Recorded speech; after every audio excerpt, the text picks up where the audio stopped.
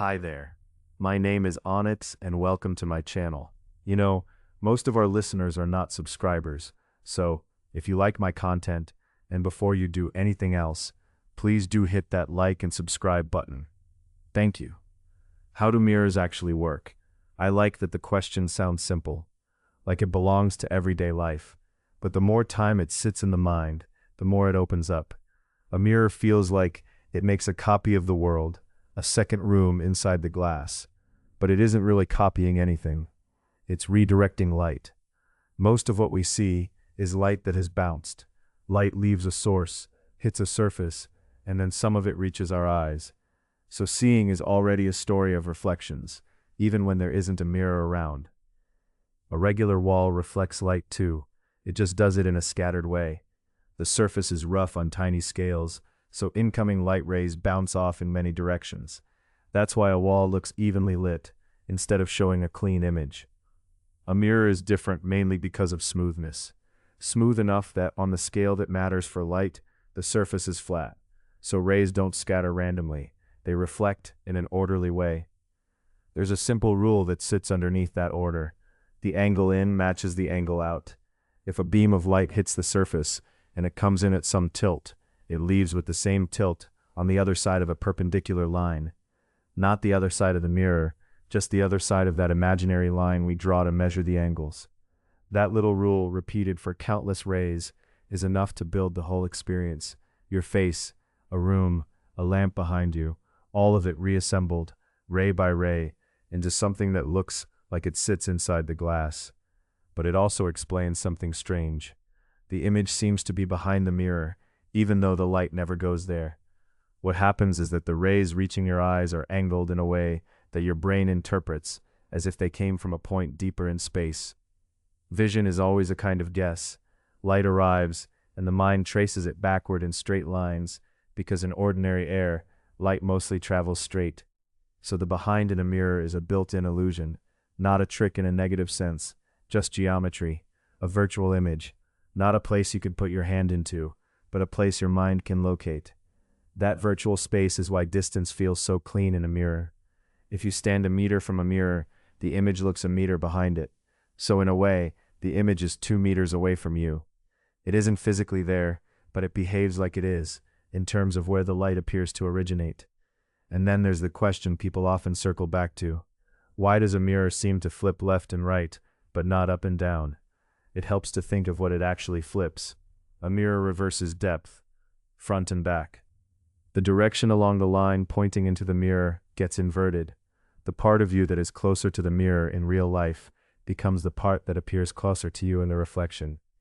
Left and right feels flipped because of how we imagine stepping into that space. If there were another you living in the mirror world, facing you, their left hand would line up with your right. But the mirror didn't swap left and right on the surface. It swapped toward and away. And our minds translate that into a left-right confusion because we keep picturing a person turned around. Even that is a kind of quiet reminder that seeing is not only physics, it's also interpretation. Mirrors also depend on materials in a more practical way. A plain sheet of glass isn't automatically a mirror, it reflects a little. Yes, because when light crosses from air into glass, some portion bounces back, but most of it keeps going through. To get a strong reflection, mirrors usually have a thin metal layer, often aluminum, sometimes silver. Metals have free electrons that respond quickly to incoming light. The light's electric field nudges those electrons, and they re-radiate light back outward. That's a softer way of saying the surface is very good at sending light back instead of letting it pass. That metal layer is why bathroom mirrors are usually back-silvered. The reflective coating sits behind the glass, protected from scratches and air. The glass is just the front window. Light passes through it, hits the metal, and reflects back through the glass to your eyes. And if you've ever noticed a faint double image in some mirrors, that's part of the story too. A small reflection comes from the front surface of the glass, before the light even reaches the metal. Then, the stronger reflection comes from the metal backing. 2 reflections, very close together. Usually the stronger one wins, but sometimes the ghost shows up. There are mirrors made differently, like front surface mirrors used in some instruments, where the reflective coating is on top of the glass, so the light doesn't have to go in and out of the glass at all. cleaner, sharper, but easier to damage. And then there's color. A mirror seems neutral, but it isn't perfectly so. Different coatings reflect different wavelengths a little differently. Even the glass can tint things slightly. So a mirror is not only a reflector, it's a filter, in a very small, almost imperceptible way. Thinking about all of this, it's interesting how ordinary a mirror feels. A quick glance before leaving, a check of posture, a passing moment, and underneath, there's light behaving with calm consistency, bouncing by rules that don't hurry. Maybe that's what makes the question worth keeping around. How do mirrors actually work? They work because light interacts with surfaces in predictable ways, and because our eyes and minds turn those redirected rays into a place.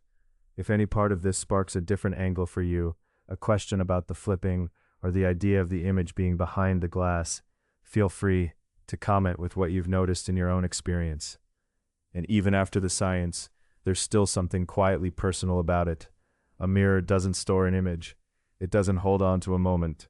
It only answers the light that reaches it right now with the same steadiness each time. And maybe that steadiness is part of why the question keeps returning. That's about it from me. Thank you for spending this time with me. If you have any thoughts, please let me know in the comments, and I will see you in the next video.